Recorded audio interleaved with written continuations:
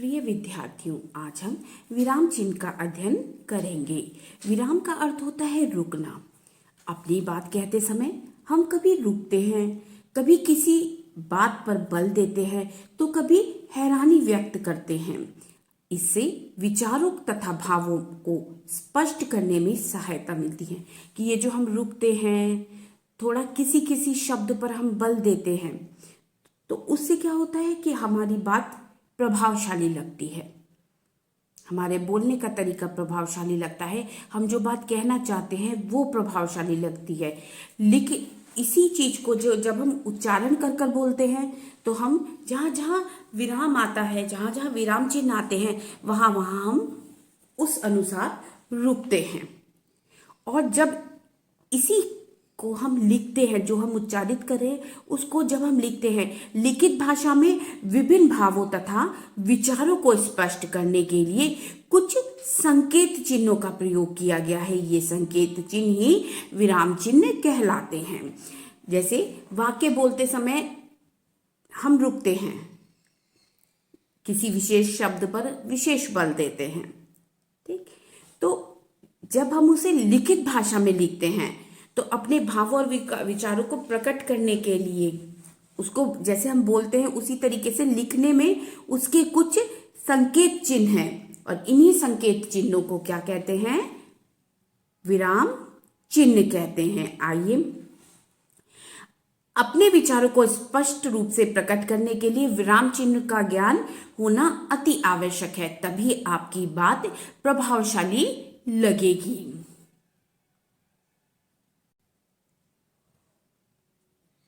आइए जानते हैं विराम चिन्ह की परिभाषा क्या होती है। लिखित भाषा में रुकने के स्थान को प्रकट करने के लिए जिन चिन्हों का प्रयोग किया जाता है उन्हें विराम चिन्ह कहते हैं। विराम चिन्ह किसे कहते हैं? लिखित भाषा में रुकने के स्थान को प्रकट करने के लिए जिन चिन्हों का प्रयोग किया जाता है उन्हें विराम चिन्ह कहते हैं। विराम चिन्ह की संख्या 12 होती है। आइए सबसे पहले देखते हैं हिंदी में प्रयुक्त होने वाले प्रमुख विराम चिन्ह। ऐसे तो कई होते हैं, लेकिन मुख्य रूप से प्रमुख रूप से प्रयोग होने वाले विराम चिन्ह कौन से होते हैं? विराम चिन्ह जैसे पहला होता है पूर्ण विराम चिन्ह। पूर्ण विराम चिन्ह यानी ऐसे जब आप वाक्य खत्म होता है, एक वाक्य के बाद हम पूर्ण विराम चिन्ह लगाते हैं, उससे क्या होता है? उसके बाद हम दूसरा वाक्य शुरू करते हैं। ये एक वाक्य से दूसरे वाक्य में अंतर स्पष्ट करता है। वाक्य पूरा होने पर पूर्ण विराम चिन्ह का प्रयोग किया जाता है। पूर्ण विराम चिन्ह का प्रयोग प्रश्नवाचक वाक्यों को छोड़कर सभी प्रकार के वाक्यों के अंत में किया जाता है। जो प्रश्नवाचक वाक्य होते हैं उनमें प्रश्नवाचक चिन्ह लगता है, लेकिन जो साधारणतः जितने भी वाक्य बनते हैं आपके, चाहे वो निषेधात्मक वाक्य हो, आपका संदेहात्मक वाक्य हो या इच्छावाचक वाक्य हो, कोई भी वाक्य आप बनाएं, सिर्फ प्रश्नवाचक को छोड़कर सब में ही आप किसका प्रयोग करते हैं? विराम चिन्ह का प्रयोग करते हैं। उदाहरण देखते हैं 2। आज कवि सम्मेलन का आयोजन किया गया है। आज कवि सम्मेलन का आयोजन किया गया है। ये जो यहाँ पर आपको दिख रहा है, ये क्या है? विराम चिन्ह, ठीक, पूर्ण विराम चिन्ह। हमें अपने देश से प्रेम है। उसके बाद एक वाक्य खत्म, विराम लगाएंगे। मैं अपने देश के लिए कुछ भी बलिदान कर सकता हूं। पूर्ण विराम। दूसरा है अल्प विराम चिन्ह। अल्प नाम पूर्ण विराम सीधा, अल्प विराम हल्का सा डॉट, डॉट भी नहीं कहेंगे, ये थोड़ा सा लंबा, ठीक, ये बना हुआ है चिन्ह। अल्प का अर्थ होता है कम, जैसे शब्द के अर्थ से स्पष्ट है, अल्प माने होता है कम। जहां अर्थात जहां संज्ञाओं, सर्वनाम और संख्याओं के बीच न्यूनतम समय के लिए रुकना पड़े, न्यूनतम मतलब कम समय के लिए रुकना पड़े, वहां पर अल्प विराम चिन्ह का प्रयोग होता है। जैसे आज कविता, अनीता और अंकित घूमने जाएंगे। आज कविता अगर हम इस तरीके से बोले चिन्ह ना लगाएं, आज कविता, अनीता और अंकित घूमने जाएंगे, लेकिन आज कविता, अनीता और अंकित घूमने जाएंगे। यहाँ पर दोनों के बीच में क्या लगा है? अल्प विराम चिन्ह। लेकिन अनीता और अंकित को किससे जोड़ा है? और से। ठीक, लेकिन इन दोनों में ये जैसे 1 2 3 4 5 6 7 जब संख्याओं की बात होती है तो भी हम क्या लगाते हैं? अल्प विराम लगाते हैं। अब तीसरा देखते हैं, अर्ध विराम चिन्ह। अर्ध विराम चिन्ह, इसमें एक डॉट होती है ऊपर और नीचे अल्प विराम। ठीक, एक डॉट लगाएंगे और नीचे ये अल्प विराम आपका लगेगा। इस चिन्ह का प्रयोग वाक्य में उस समय किया जाता है जब अल्प विराम से बहुत अधिक समय तक और परंतु पूर्ण विराम से कम आपको रुकना होता है। ठीक, अर्ध विराम, अर्ध विराम विराम भी है और अर्ध भी है, यानी अल्प समय से अधिक और विराम से कम समय के लिए आप यहाँ रुकते हैं। ये दो वाक्यों में लगाया जाता है। जैसे आप देखेंगे, जाना तो मुझे भी था परंतु थकान की वजह से मैं जा ना सकी। ठीक, ये वाक्य है, जाना तो मुझे भी था परंतु थकान की वजह से मैं जा ना सकी। ठीक, मैंने उसे डांटा ही नहीं, प्यार से समझाया भी। वाक्य के अंत में पूर्ण विराम है, लेकिन दो वाक्यों के बीच में अगर थोड़ा अधिक समय रुकना है, अल्प विराम से कम और विराम से अधिक, तो हम किसका प्रयोग करते हैं? अर्ध विराम का। जैसे आप उदाहरण में देखेंगे कि बहुत सी बात, जैसे यहीं पर उदाहरण देखेंगे, है के बाद जैसा लिखा है, ये जो चिन्ह लगाया है हर जगह देखें आप, ये अल्प विराम चिन्ह है। ठीक बेटा, देखिए ये है के बाद ये लगाया है, ये क्या कहलाएगा आपका? अर्ध विराम। अल्प विराम नहीं, अर्ध विराम। ठीक, आगे चलते हैं। उपविराम चिन्ह, जहां उपविराम, ठीक, जहां वाक्य में अर्ध विराम से अधिक समय तक रुकना हो, वहां उपविराम चिन्ह का प्रयोग किया जाता है। जैसे मुंशी प्रेमचंद के बाद यहां पर क्या लगाया है इन्होंने? उपविराम चिन्ह, और आगे उनकी रचना का नाम है ग्रामीण भारत की संस्कृति। रामायण के बाद चिन्ह लगाया गया आपने उपविराम, एक साहित्यिक अध्ययन। अब आते हैं हम बच्चों के सबसे प्यारे चिन्ह पर, प्रश्नवाचक चिन्ह, जिसे हर बच्चा पहचानता है और सबसे बढ़िया चिन्ह लगता है उन्हें। यही चिन्ह देखकर वो सेंटेंस पहचान लेते हैं। जब बातचीत के दौरान किसी से कोई प्रश्न या कोई बात पूछी जाती है, हाँ, कोई प्रश्न अथवा या बात पूछी जाती है, तो उस वाक्य के अंत में प्रश्न सूचक चिन्ह लगाया जाता है, जो कैसे होता है? Question mark. आपका इंग्लिश में उसे क्वेश्चन मार्क बोलते हैं आप। क्या तुम मेला देखने जाओगे? प्रश्नवाचक चिन्ह लगाएंगे। अगर वाक्य के अंत में प्रश्नवाचक चिन्ह नहीं लगा तो वाक्य अशुद्ध माना जाता है, पूर्ण नहीं माना जाता। ठीक, क्या कोई यह बता पाएगा? प्रश्नवाचक चिन्ह लगाएंगे आप उसके। जब भी आप प्रश्न पूछेंगे किसी से या कोई बात पूछनी होगी, जैसे अब हमें कहाँ जाना है, तो ये प्रश्नवाचक चिन्ह हो गया। आगे चलते हैं, विस्मय आदि बोधक चिन्ह, जिसको आप जानते हैं विस्मय आदि बोधक चिन्ह। ठीक, तो स्पेशली आप अलग से पढ़े हैं। जब वाक्य में हर्ष, शोक, आश्चर्य, घृणा आदि का भाव आ रहे हो, जब आपके मन में हर्ष, शोक, घृणा, आश्चर्य का भाव आ रहा हो, तो विस्मय आदि बोधक चिन्ह का प्रयोग आप करते हैं। ये वाक्य के आरंभ में किए जाते हैं। जैसे इसके कुछ शब्द भी होते हैं बेटा। ठीक, खाली ये नहीं आपने आपके पीछे ये लगा दिया तो आपका काम हो गया, नहीं। जैसे आप इतनी जल्दी बात समझ गए। अगर आपको विस्मय आदि बोधक चिन्ह का प्रयोग करना है और कोई आश्चर्य से कोई बात आप किसी को समझाना चाह रहे हैं और आप जानते हैं कि उसको थोड़ा देर से समझ में आएगा, तो आप क्या करेंगे? जैसे ही अगर मान लीजिए आपने बात की, उसे समझाया और उसको एक बार में समझ में आ गया, तो आप कहेंगे अरे वाह, तुम्हें समझ में आ गया। तो ऐसे ही अरे लिख के आप विस्मय आदि बोधक चिन्ह लगाएंगे। आप इतनी जल्दी समझ गए? ठीक, जैसे हाय राम मैं मर गया, तो हाय राम लिखेंगे, उसके बाद विस्मय आदि बोधक चिन्ह आएगा। एक बात विशेष तौर पर आप याद रखें, जब भी आपको वाक्य परिवर्तित करने के लिए आ जाए, जैसे आपकी वाक्य विचार में भी है आपके, जैसे अब परिवर्तित करने के लिए आता है, एक सिंपल सा वाक्य दे दिया, जैसे आपको मैंने यह बताया, आपने तो कमाल कर दिया। ठीक है, आपने तो कमाल ही कर दिया। ठीक, ये वाक्य है। तो अगर आपको विस्मय आदि बोधक बनाना है तो उसके आगे आपको ये शब्द लगाना है, वाह आपने तो कमाल कर दिया, शाबाश तुमने तो कमाल कर दिया। विस्मय आदि बोधक शाबाश लिखकर विस्मय आदि बोधक चिन्ह आप लगाएंगे।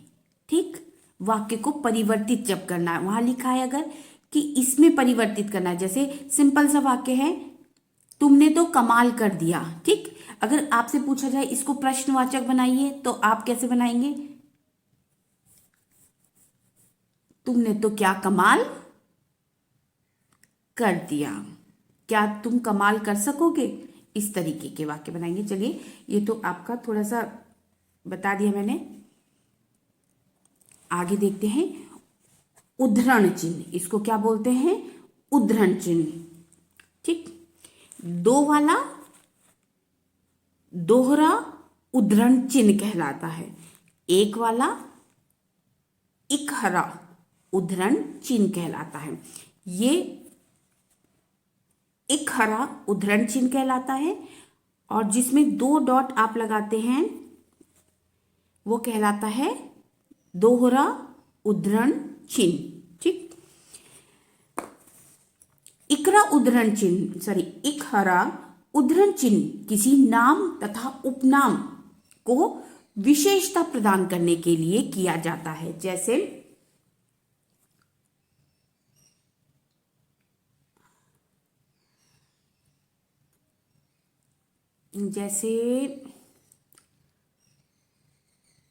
जैसे एक उदाहरण देखें, गोपाल दास। ठीक, ये एक कवि रहे हैं गोपाल दास, और इनका उपनाम वो होता है जो वो एक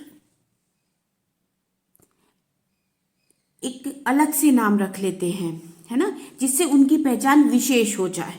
ठीक है, तो जैसे उनका पूरा नाम है, इनकी कविताएं भी आपने पढ़ी होंगी, गोपाल दास नीरज। नीरज नाम नहीं है उनका, पर उन्होंने अपना एक निक नेम, जैसे आप घर का नाम रखते हैं, लेकिन उन्होंने एक ये निक नेम रख दिया है, एक नाम रख दिया है।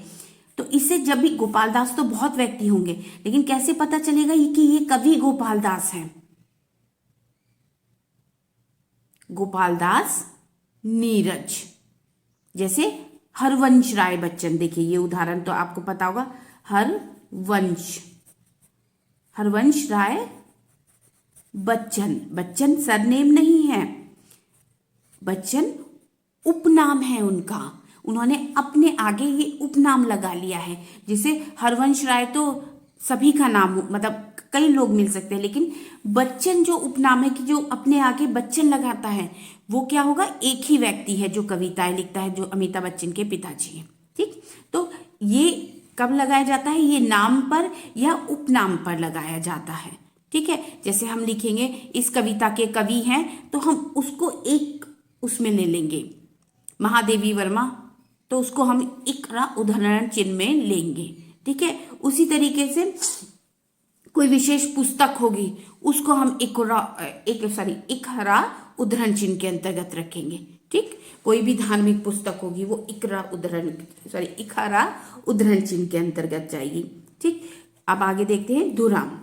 दोहरा उद्धरण चिन्ह किसी कथन को ज्यों का त्यों प्रस्तुत करने के लिए किया जाता है। जैसे, अच्छा ये नीचे उदाहरण दिए हैं, आगे लोकमान्य तिलक ने कहा है स्वतंत्रता मेरा जन्मसिद्ध अधिकार है। जैसे नेताजी ने कहा हम, देखिए नेताजी ने कहा, हम की लगाएंगे तो ये नहीं लगेगा दोहरा उद्धरण चिन्ह, ये तो है, लेकिन अधिकतर हम क्या करते हैं, नेताजी ने कहा, यहाँ कॉमा आएगा, ठीक है, अल्प विराम, उसके बाद आएगा यहाँ पर दोहरा उद्धरण चिन्ह, उसके बाद हम लिखेंगे तुम मुझे खून दो मैं तुम्हें आजादी दूंगा, उसके बाद विराम लगाकर और इस ब्रैकेट को इसको बंद क्लोज मतलब बंद कर देंगे हम।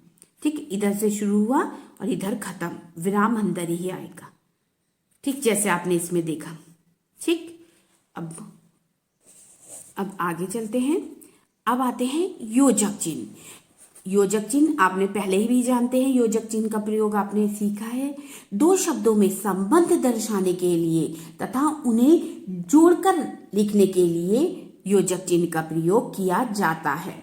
ये विभाजक भी कहलाया जाता है, इसका दूसरा नाम विभाजक भी होता है, यानी अंतःस्पर्श विभाजन करने के लिए। जैसे जाते जाते, वह जाते जाते अपना जीवन बलिदान कर गया।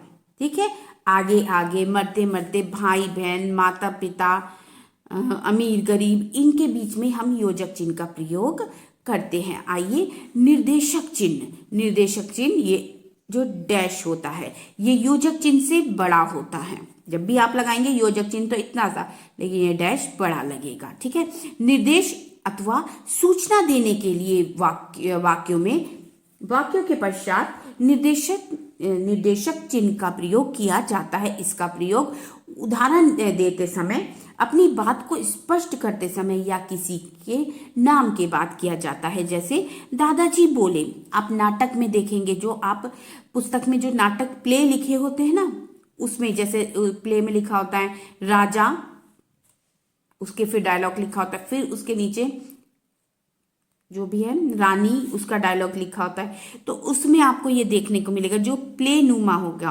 आपका। ठीक, तो देखिए जैसे दादाजी बोले डैश, बच्चों हमें प्रतिदिन दूध पीना चाहिए। बच्चों के बाद क्या लगाया, अल्प विराम की, यहाँ पर रुकना है आपको, और उसके बाद दोहरा उदाहरण चिन्ह से इसको बंद कर दिया। गांधी जी का मूल मंत्र है डैश, जैसे यहाँ लिखा होता है सभी प्रश्न अनिवार्य हैं। ठीक, उसके बाद ऐसे डैश बना देते हैं। ठीक, तो ये कहलाएगा निर्देश। जैसे कहीं कहीं पर लिखा होता है निर्देशों का पालन कीजिए, किसी पेपर में लिखा है, उसके बाद वो डैश डालते हैं, उसके बाद 1 2 3 4 ये स्टार्ट होता है। ठीक, निर्देशक चिन्ह जब किसी बात को स्पष्ट करने के लिए हम इसका प्रयोग करते हैं या कोई उदाहरण देने के लिए। आगे देखते हैं। देखिए जैसे में उदाहरण दिया है आपको, आगे उदाहरण दिया हुआ है, जैसे के बाद ये निर्देशक चिन्ह का प्रयोग किया गया है, और इससे पहले किसका किया गया है, अर्धविराम का। ठीक, आगे चलते हैं। लाघव चिन्ह। लाघव चिन्ह का प्रयोग किस लिए किया जाता है, जैसे हम इंग्लिश में लिखते हैं एस, कुछ भी लिख लीजिए, सिंह। ठीक, डॉट लगाते हैं। ठीक, पर हम जब लाघव चिन्ह में ले जाते हैं तो हम डॉट नहीं लगाते, हम गोला बनाते हैं। बहुत बड़ा गोला नहीं बनाएंगे, छोटा सा बनाएंगे। जैसे किसी का नाम है, जैसे कोई सिंपल सा नाम ले लीजिए, चलिए गोपाल दास, तो यहाँ पर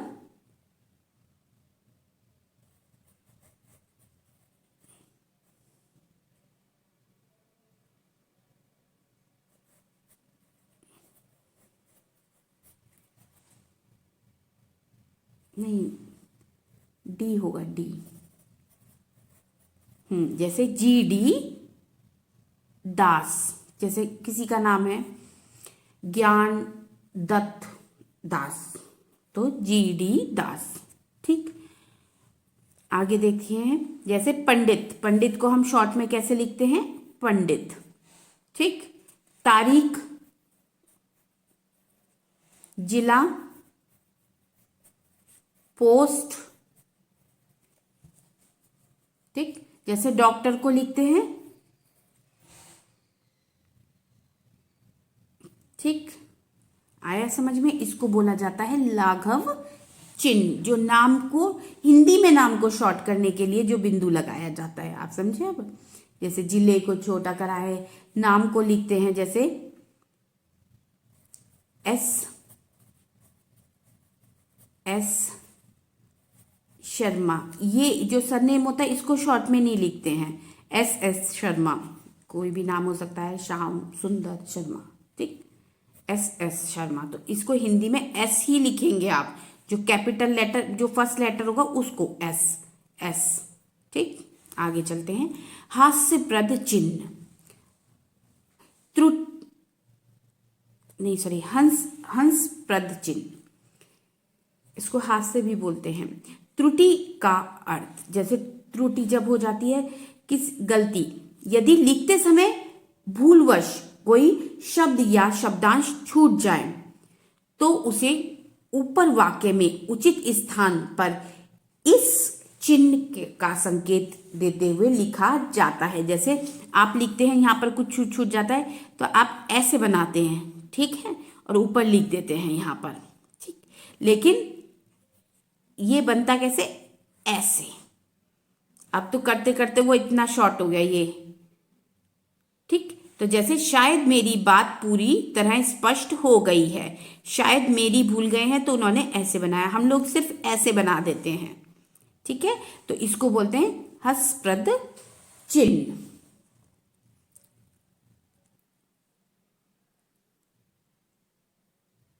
कोष्टक चिन्ह, जहां किसी शब्द का अर्थ पंक्ति के बीच में ही स्पष्ट करना जरूरी लगे वहां कोष्टक का प्रयोग हमारी सहायता करता है। जैसे देवराज के कोप से संपूर्ण ब्रज के चारों ओर पानी पानी ही दिखाई देता था।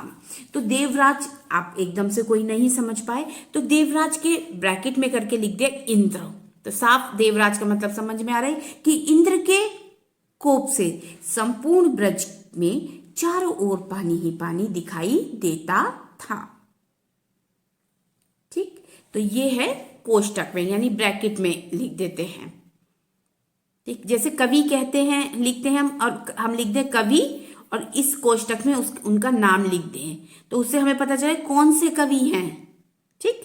तो वो कोष्टक में प्रयोग करते हैं। जैसे कभी कभी हम कोई शब्द का प्रयोग करते हैं फिर ब्रैकेट में भी आपसे लिखवाते हैं, तो इसका मतलब उसका अर्थ लिखवाते हैं कि आपके अर्थ स्पष्ट हो, ठीक है। किसी चीज को स्पष्ट करने के लिए पंक्ति के बीच में कोई बात को आप स्पष्ट करना आवश्यक है तो उसको आप ब्रैकेट में लिख सकते हैं। कि आपको लगता है कि सामने वाला आपकी बात लिखित रूप से नहीं समझ पाएगा तो आप ब्रैकेट में लिख सकते हैं उसे कि भाई हम ये कहना चाहते हैं, ठीक है।